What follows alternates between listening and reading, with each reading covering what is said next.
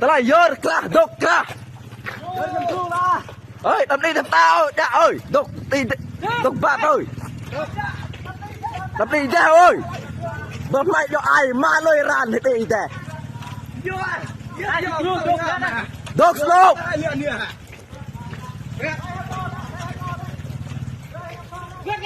lại đã lê là mừng nạc buồn sang rem mừng nhờ nó ngã ngày mùng 1 tháng 6 năm 2023 nên á dòng tê thì tục làm tập ngư nhóm sẽ xì nó có sung bla để tua bộ xã xã ya cái tiêu để xã ya cái tua yếu cái lệ sẽ để mơ có giật lê làm tân mừng phun làm tốt gì có giật lê này next làm có đụng là dần clean ở này nhiều mô lộ lần nào đó nhiều mô lần nào đó như tua đơm next là so làm bữa làm cái đi char anak đi cả thế này như chẳng parai làm bữa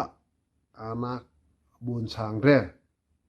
anan ne như mò nào hơn như biết nào ra làm cái nami chẳng cái nami lết là ở bình nào tấn công làm sao e cái tu làm sao e cái tiêu này như lại là không bố nên ấy chắc mơ làm nhiều lượng một ít ra và Hoa Kỳ thì nhiều ít ra và cũng Nam Mi thì nên sẽ chắc mơ giờ cầm nịch thì như ngã năn. Bộ Công an Việt Nam trong một báo cáo gửi Quốc hội nói rằng toàn bộ những người trực tiếp tham gia vụ tấn công ở Đắk Lắk mà Việt Nam quy kết là khủng bố đã bị khởi tố. Truyền thông trong nước cho biết hôm 18 tháng 10, tổng cộng có 92 người bị khởi tố về các tội khủng bố nhằm chống chính quyền nhân dân, không tố giác tội phạm, che giấu tội phạm và tổ chức môi giới cho người khác xuất cảnh, nhập cảnh hoặc ở lại Việt Nam trái phép, VN Express đưa tin. Trước đó, vào ngày 11 tháng 6 đã xảy ra các vụ tấn công nhắm vào trụ sở Ủy ban Nhân dân hai xã Ea Tiêu và Ea Tua thuộc huyện Cư Quynh, tỉnh Đắk Lắk, khiến 9 người thiệt mạng, trong đó có 4 viên chức công an và 2 cán bộ xã. Vụ tấn công được báo chí Việt Nam mô tả là do một nhóm người bịt mặt mang theo các loại vũ khí gồm súng và bom xăng, tấn công 2 trụ sở chính quyền. Bộ Công an Việt Nam xem đây là một vụ tấn công khủng bố, được chỉ đạo và tiếp tay bởi các thế lực thù địch ở nước ngoài, nhưng không nêu cụ thể là ai. Các nhà quan sát và hoạt động xã hội nói rằng nguyên nhân gốc rễ của vụ tấn công có thể bắt nguồn từ tình trạng kỳ thị sắc tộc đối với người thường ở Tây Nguyên. rốt rồi chạy rồi mày quay nào kiềm bo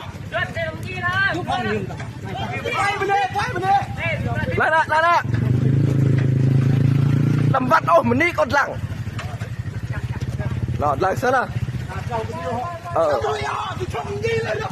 mới ô đẹp tiền cho một xạ là ơi lại này dây rau dây bờ xạ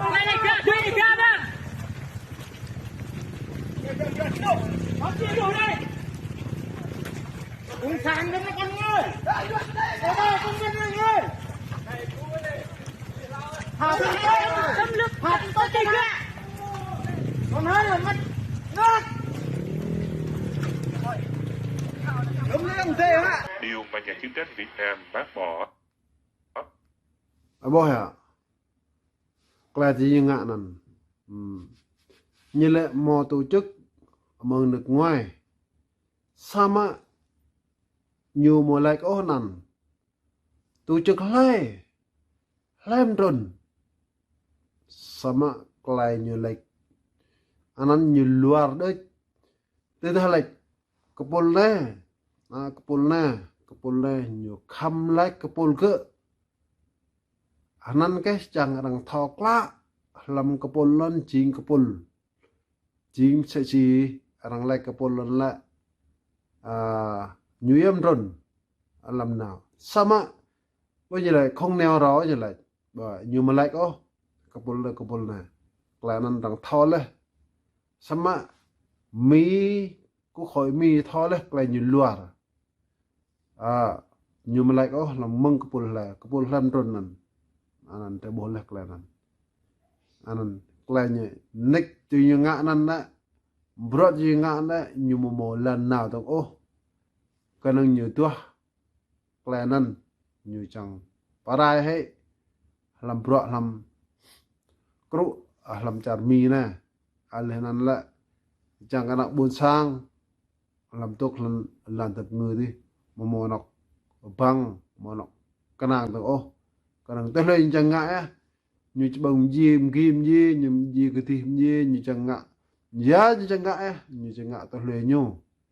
ý như chẳng ngạ lại chẳng cả mì mất tao ư ô làm tục char mì nên ngạ lại đi char sama orang chang cái nhô lẽ pom don bro nè sama như mà lại ô mừng po nè mà ta mừng ông A mà ta mừng ông B mà ta mừng ông C mà ta mừng ông D như mà lại câu bố nan klai như nan re thom ngay lẽ còn blang re cái đặc buồn sang re chẳng thọ xít klai yuan nhiều hium che klai yuan hi luar klai yuan hi tum nek như trong lư làm pro thế này lan như ngã nan chỉ như một là tùy ô như trong cam hay làm chi chang klai như ngã so klai như mà bực sang tre klai như mà bực ma tre klai nhầm nhia tre klai như từ chuột bằng klai đạo tre là đàn lum ta sama nhầm nhia tre như bập là nâng năm 1900 như đi nơi làm tre 54 tre cao mà lệch như không bộ từ ta như lệch tre không bộ tre tôm nộp là ta mà thì Hà Nội như thế mà tre tôm nộp parai mà lan char nyo tre ya bờ phao tre ya bờ cái toang tre nộp là ta Hà Nội như thế tre tốc thì lan tre như mà bờ tre như mà ma tre như mà sang tre tre là có quyền là tre tìm gang tre chẳng có một lại tiếp cái depo tre chẳng có một lại tiếp sẽ tí nhu mà để có quyền là tre tìm gang á sinh à nhiều mà rem kia thôi cứ đi thôi như chẳng trăm rem kia thôi pieng tre thành cái noa tre như chẳng bara rem kim kia po rem nuôi sẽ nhiều mà tre thầu đó tre chẳng có một lại tiếp mà như thằng bạn nát như thằng bạn cái châu như sẽ chỉ nhiều mà tre sẽ mà tre bạn nát tre bạn cái châu tre chẳng có một bớt tre chẳng có một ma tre chẳng có một lăn tre chẳng có một sang sinh ngạ lẹ như nó phạ parai chi làm bực tre làm sang tre như nó mạ chi bực mà tre blo tre ngạ nan như lại cái tre không bộ ấy boy à lang nhom gì tre tum gương nhom gì tre mà ta tre một bữa to mà nhom gì tre mà cái đằng tre đạo ai thì nhom gì tre mà ấy boy là nhom gì tre sama tre ca black như không bộ tre ca tôm nấp lá như ta buồn thột ta Hà Nội ó tre ca tôm nấp parai nhớ nặng đi cả tre để tre nấp parai cái lần char nhở cái đường nhô đi nợ thì lần tre tre ca tôm nấp parai cái nhở tre là có quyền là tìm càng á cô dọa cơ như một dần bố bác hồ lại dắt đánh nhà đàn bà đánh cũng được bây giờ bao nhiêu lại dắt đánh nhà đàn bà đánh cũng được ở trên sẽ mà nhu là dắt ấy nhu kia là có quyền là tìm càng tìm càng ấy thì chẳng có một lại tiếp cái tepo cho nên á thì chẳng là mở tầng xí như lô lại tầng bằng đài Hoa Kỳ nè chỉ chẳng mở tầng. Bộ trưởng Công an Việt Nam Tô Lâm trong báo cáo gửi Quốc hội hôm 18 tháng 10 nói rằng Bộ đã tổ chức rút kinh nghiệm triển khai giải pháp không để xảy ra các vụ việc tương tự. Người đứng đầu ngành công an nói thêm rằng lĩnh vực bảo vệ an ninh quốc gia hiện tiềm ẩn nhiều nguy cơ phát sinh tội phạm, nhiều vi phạm về xuất nhập cảnh trái phép và việc bảo vệ bí mật nhà nước còn diễn ra phức tạp, vẫn theo VN Express. Thủ tướng tướng Việt Nam Phạm Minh Chính hôm 17 tháng 10 chỉ đạo khẩn trương tìm kiếm cứu nạn ngư dân trên 2 tàu cá bị chìm tại khu vực đảo Song Tử Tây thuộc quần đảo Trường Sa.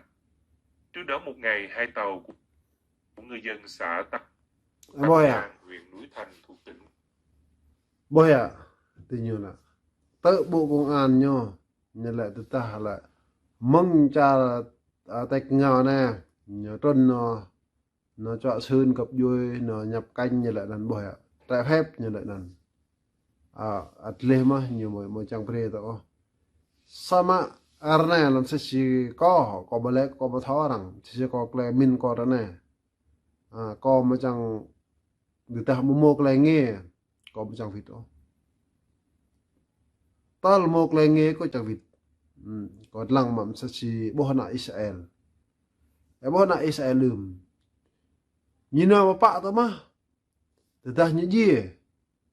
klang như orang sang pevit itu lancarnya kom sẽ mà cái min con nè có được tuh cái chẳng cái nghe đấy có mà chẳng vịt sơn nó giặc lu lên cái vịt sơn cái nan một cái tôi giặc cái đấy chính cái nan chỉ cái lúc nào dân clean như một bề cái đấy cái dân này sẽ chỉ tôi chẳng ở này nhưng thì chẳng ở này